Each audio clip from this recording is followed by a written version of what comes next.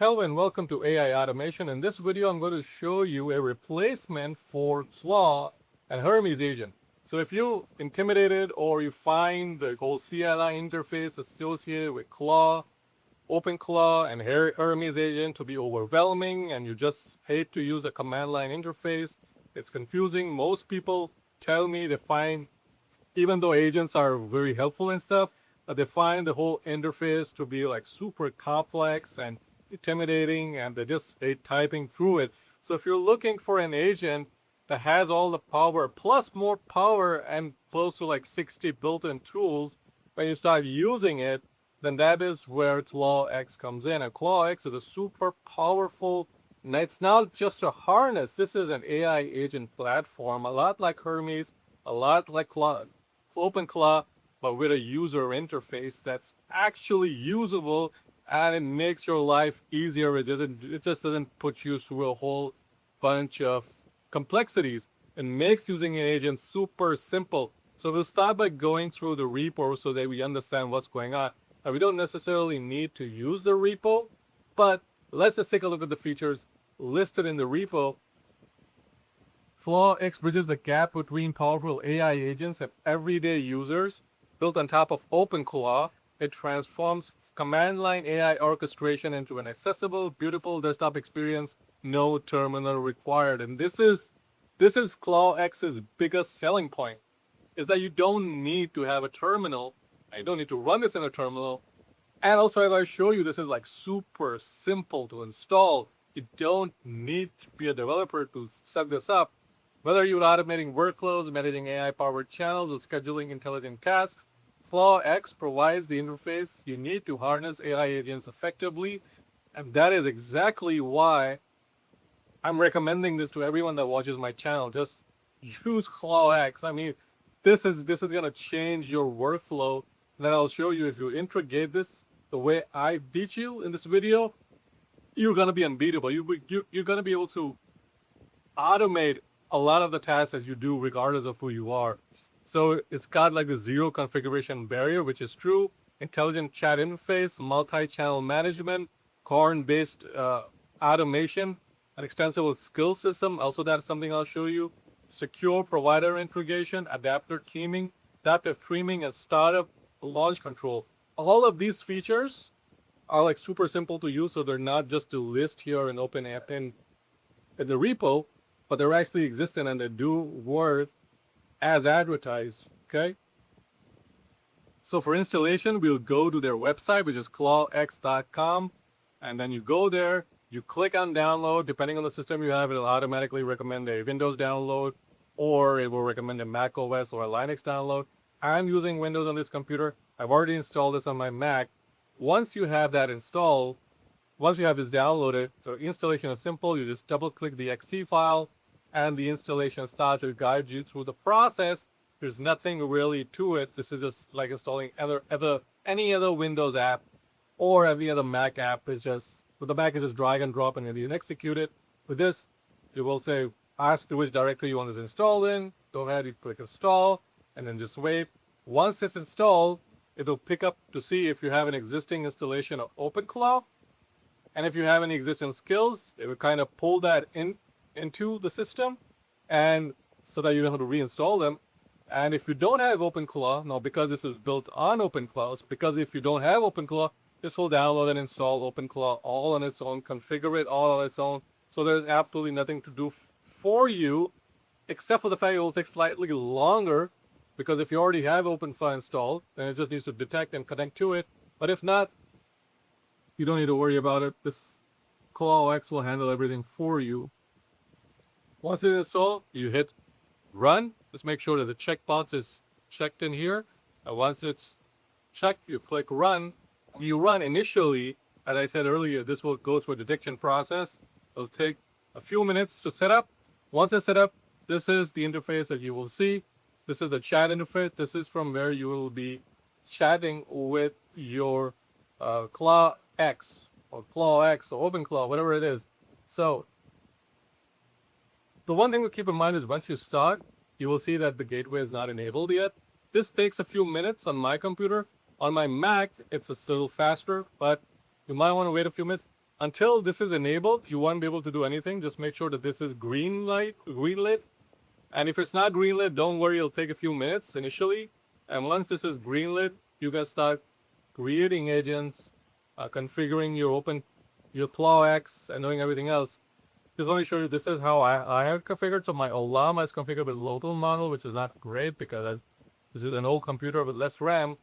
And I also have it set up with OpenRouter. And the real power here comes in when you're using it with a service like OpenRouter, where you can choose from multiple AI agents. So you're not just stuck with one AI agent, or you're not just stuck with one AI model, but you can choose the best model for each agent, which I'll show you. So every agent can have its own model that can be based on its own expertise. So when you give it a task, it can do that task for you.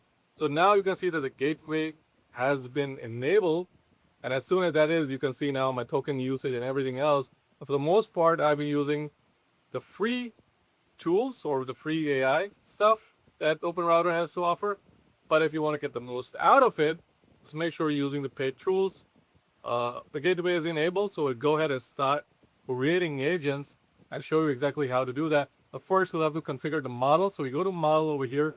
We click on add provider. There's a whole lot of providers. Do Anthropic, OpenAI, Google, OpenRouter, Minimax, Moonshot, just about everyone out there. I use OpenRouter. Just click on OpenRouter. Punch in your API key, which I showed you in the previous video how to get to your API key. Just go to OpenRouter over here. These are where my API keys are. Just copy and paste the API key into the API box, and then you want to configure your model. So to configure your model, go to models and search for a model that you want or that you want to use. I'll go ahead and choose OpenAI GPT-4o mini transcribe if I want to use that. Go ahead, copy that in, paste it into a model ID, and I can use that exact same model. In hindsight, I think this is the wrong model to choose for this specific task, but then you get the point, right? Just make sure that you're configuring your model based on the type of work you wanted to do. Now, you can configure it with OpenAI as well. So if you have an OpenAI API key or token setup, you can set that up in addition to OpenRouter, and you can choose what you want to use depending on what you want. So we here do the agents. So this is the main agent. The main agent by default is the main agent. So you cannot really mess around with this a lot.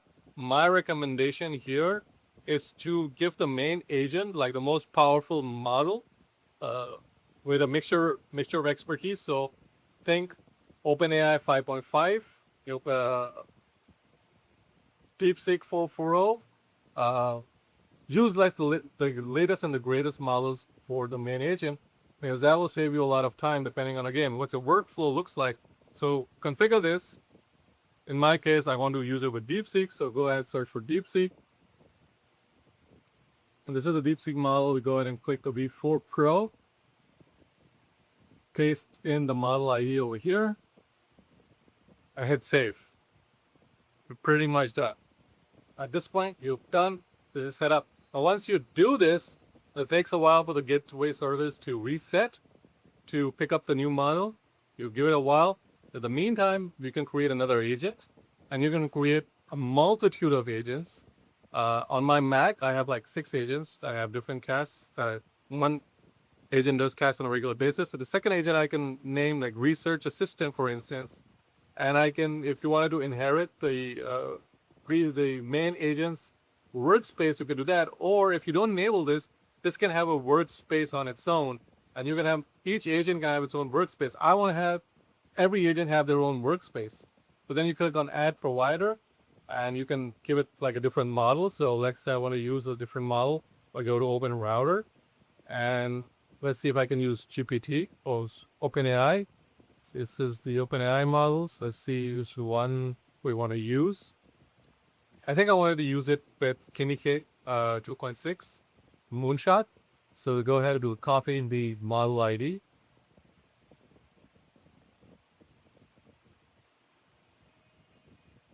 Or quickly go back. So paste in the model ID. Select provider over here, which is going to be OpenRouter. and go ahead and click save. And this agent is ready to run.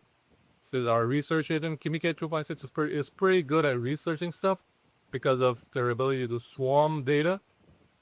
Has a swarm assistance, I guess it's called. But whatever it is, like, it's pretty fast when it comes to researching stuff, and it's pretty good at doing it. So we're gonna go ahead and just close these out. So we have the two agents set up. And now we want to set up our channels. So we go to channels over here. And I already have Telegram set up. I'm not using this specific Telegram account anymore, which is why it says gateway is not running. Best thing to do is to set it up with WhatsApp, because most people are using WhatsApp, and it's very simple. Unlike setting up with OpenClaw's WhatsApp, this is simple. You just generate a QR code, then you open WhatsApp, go to settings, and you scan the QR code, and that's it. It'll ask for approval. Go ahead and give it the required approval, and you can literally send WhatsApp messages to your AI agent, and you can assign an AI agent who receives those messages from you, and you can give them you can tell them, right, so this is the AI agent that says research assistant, and research assistant uses Kimike 2.6, and if you want to research something, it'll just send that agent, your research agent, a message via WhatsApp, and it will research and it will reply to you. As I said, like, this comes with close to 60 built-in skills, like browser control, GitHub control, GitHub upload, repo, whatever, all of that, in addition to whatever skills you already have installed on your system. If you're using OpenClaw, kind of pulls those in. You can enable and disable the ones you don't want, enable the ones that you want. I have enabled all the skills because I'm kind of experimenting with this, but then there's also a marketplace. You can get skills from there as well. So once this is all set up, as you can see, this is pretty darn simple compared to setting up OpenClaw, or even setting up Hermes Agent, which takes a while to do. But then once you have this set up, you can do a new chat, and you can assign the new chat to one of your agents. Okay, so I'll assign this to my research agent. Go ahead and click research agent over here. So by default, it's your main agent that gets the message. If you wanna, the main agent does the work, but you can assign a job to the other agents by specifically asking them to do it for you. So I said, can you find the top 10 data centers in the US? So I removed data, but for some reason, but I wanted data centers, but I removed data for some reason. There's top 10 largest centers in the US and put them in an Excel sheet. And this task I have assigned to Kimike 2.6, which is the research assistant. And now I want to do another task. Okay, so if I go back to new chat over here, as you can see, this is still working in the background. By default, it's the main agent that does the work, so I don't need to do a separate. I don't need to give it a separate assignment. But as you can see, this is working on something already. I don't know what it's working on, but we can stop this process and give it a new process to work on. So I said, can you open up my browser and Google the best API for chat agents? Go ahead and do that. But we want to stop the existing process over here. Let's make sure that our process is still running with the previous agent. The previous agent is working, which is a research agent. We switch back to our main agent. You can see the main agent is working on something, but we go ahead and close this out so that it works on the task that we want it to work on. So just to show you guys, the research agent is working independently with a whole different model. The main agent is working independently with a whole different model, and you can have multiple agents like these working in parallel on different parts of your task. And someone asked me in the comments, like, can you use multi-agent orchestration? You can definitely set up multi-agent orchestration with ClawX. Just make sure that those agents are working within the same workspace, and then they have different talents, obviously, and different models, and assign them different parts of the coding project, and then they can handle those parts for you. Now, real quick over here, we can see that it's doing the research. It's going to all of these websites. It's querying Google, I guess, doing a web search. Now over here, our main agent says that it was having a problem with our browser in a nutshell. Now, one of the reasons being that maybe our browser doesn't give it permission. So we're gonna switch back to our browser and kind of see what the issue is. So it says allow remote debugging. So you might want to allow this. Could be allowed this because it opened up the best API agents for best API chat agents. The best API for chat agents to 2025 to 2026. So we did the Google search is just that Google was blocking its access. So we can give it another task. Let's see what task we can give it. Can you also open up Google Search Console? And can we also open up Google Search Console, then choose the property cloudseodubai.com. Let's give it this task over here. We have the browser running on the right. Now, this task is a little tricky because not only does it need browser access, but it needs access to Google Search Console, and then needs to figure out what's going on with Google Search Console so that you can click and it can choose the right property. Let's just see if it gets it right on the first shot. But if it doesn't, we can give it multiple commands that feeds the print. I'm not going to do it in this video, but once it learns how to do it, then we don't have to work with it as hard because it already saves that as a skill set. Open Google Search Console over here, but it's gonna fail choosing the property or choosing the right property, but that is to be expected. Let's just see over here, it opened Google, so it's opening another instance of Google over here. Because this is the instance in which it is signed, it is opened as OpenClaw's instance of Google Chrome, and it says that the browser tab seems to be an internal 500 server error. And usually, this is not really a problem with my browser, it's more of a problem with the AI agent not understanding what exactly needs to be done. So a more detailed prompt needs to be used. Plus, a more powerful AI needs to be used. So maybe switch this to an Opus, or maybe switch this to a OpenAI 5.5, something that has something more powerful. Obviously, that's also going to be more expensive, but it's going to be more powerful and be able to figure out what's going on and do this for us. So we have the main agent that's completed a task. It opened the browser. It did that independently. Now we have this agent that's running. So I'll pause the video and we'll come back to when this is completed. All right, so it's gone ahead. It's completed the task over here. And now we'll just open it up and just see what it did. So it created this Excel sheet. Let's go ahead and highlight. LibreOffice is kind of good though. And we can see like it's given us the metro area, location, mall name, year of foundation, all of that good stuff. Our total spent thus far. So we've been working on this for under an hour. So we'll choose 1 hour. So how much did we spend within the last hour during the course of making this video? So our spend is 0.358, not a lot, and we got what we wanted. So this is how you can use and install OpenClaw. I would highly suggest you start using OpenClaw, and I'll make more videos about OpenClaw. I'll make more videos about ClawX, so make sure that you are subscribed.